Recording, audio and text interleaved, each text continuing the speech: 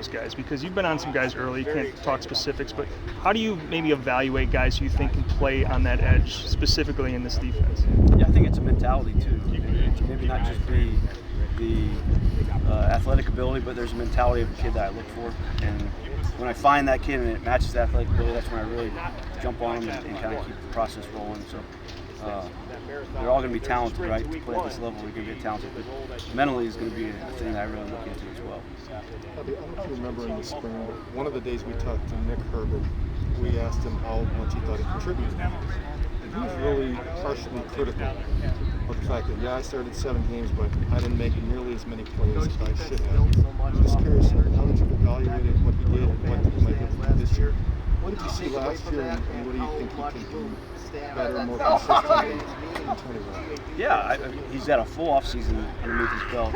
A true freshman during that season to make the field is pretty dang good in itself. But he's got high expectations of himself as well. So if he's not excelling in whatever the role is, he's probably not too excited about himself. So that's one of the reasons why I love him, right? Is that he expects way more. Like, he's never comfortable with whatever he's doing. So if you're not comfortable, right, and you've got energy, that's creating great growth, right? And whatever it is that you're doing. So watching him grow, especially this offseason to where he is today, it's going to be exciting to see him in fall camp for sure. Isaiah, missed a lot more time this spring. Where is he just for you guys right now in terms of coming back to full strength, and how do you just get him on the field consistently to be able to show what he's flashed here the last couple of years and be able to put it on game day? For sure. This has been Isaiah's greatest offseason, right? He's the most he's ever weighed, right? He's been consistent off the field, right? So I'm really looking forward to seeing what he can do at the start of camp. Don't want to pigeonhole him on a rotational basis just yet, but I do think, right, he can be a contributor for us. Hate to use this term, right? He's got something that most guys don't have, right? And we talk about this all the time, right? Every time we talk about it, it's always he's got length, he's got potential, he's got this. Well, this is his last year, right? The potential is now, the length is now, the size is now. He's got to get it done, and he knows it. So he's attacked this offseason the best that he ever has. So he's the best Zay I know. So what will that be? Man, I hope it's production, right? I hope it's whatever we're trying to get out of him. I hope it gets it 100%. How's he just handled the last 2 years? He's opened up both seasons as a starter, and injuries have taken him out. How's he been just behind the scenes and helping his teammates along, even if he sees his job getting taken away the last 2 years? Yeah, I wouldn't say taken away. Okay. I would say that his job may have been earned from another man, right? It was never just given to him either, right? But he's one of the best teammates we've got, right? He's there 100% for each guy. During the COVID meetings, like the Zooms and all, right, Zay was hurt. He had shoulder surgery.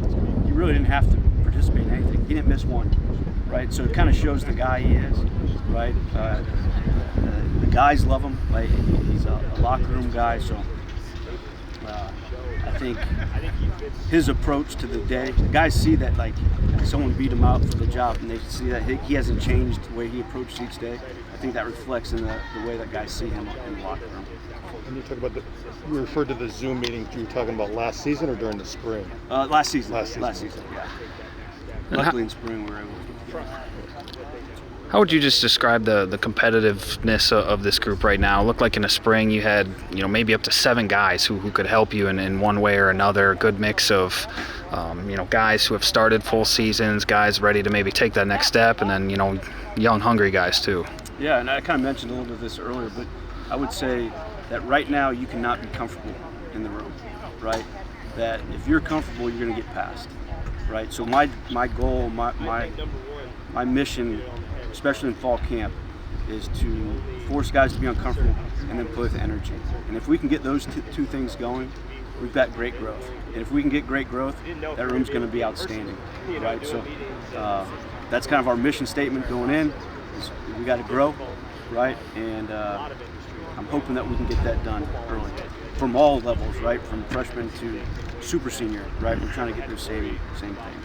You guys really were excited about Witt last spring, and then when we saw him, he missed some time. Has he been? He's back to full go and everything. He's good to go. He's still banged up. We're going to have a meeting later today about depth as far as injury report goes. I don't know what his status will be right now, but he did get banged up in spring, so he's been dealing through something. Bobby, you mentioned early on in the spring that you were really excited about Spencer Lytle and you wanted to see him kind of flash on tape. How would you evaluate his spring as a whole, and then what he's done this summer to come into camp in good shape? For sure, and I think when I told you in spring where he's the most improved, I still believe that from his spring. So there's not much different from where I am at the spring. I think this off season, as far as weight room goes, he PR'd again on everything. So I mean, the kid he's getting better and better in the weight room. I think his mental approach to the game is excelling. I'm excited to see him. He's a guy I can put at either field or boundary. Shoot, we can put him anywhere on the field, and he kind of gets a great sense of how to play that spot. The big test, and we talk about a lot, is the physical nature of the game. How are we going to attack the physical part of the game? If he comes out and kills it right there, watch out. He's going to have a hell of a year. What do you just maybe say to some of the true freshmen, like Daryl, for instance, who, I mean, you know him better than I do, but I would guess physically, more ready than a lot of outside linebacker prospects you get mentally too. Then he comes in and is looking up at a depth chart, with 7 legit guys ahead of him. What do you just say to a guy like that to what you want to get out of him in fall camp here, where reps may be few and far between, even though you may have the talent to do more than what the depth chart allows him to do? Yeah, it's a good question, right? You kind of feel yourself get buried at times, but the way football is, that next snap could be your snap, and if that becomes the snap that changes your progression as a player, watch out. I mean, you go back and you look at Jonathan Taylor, right?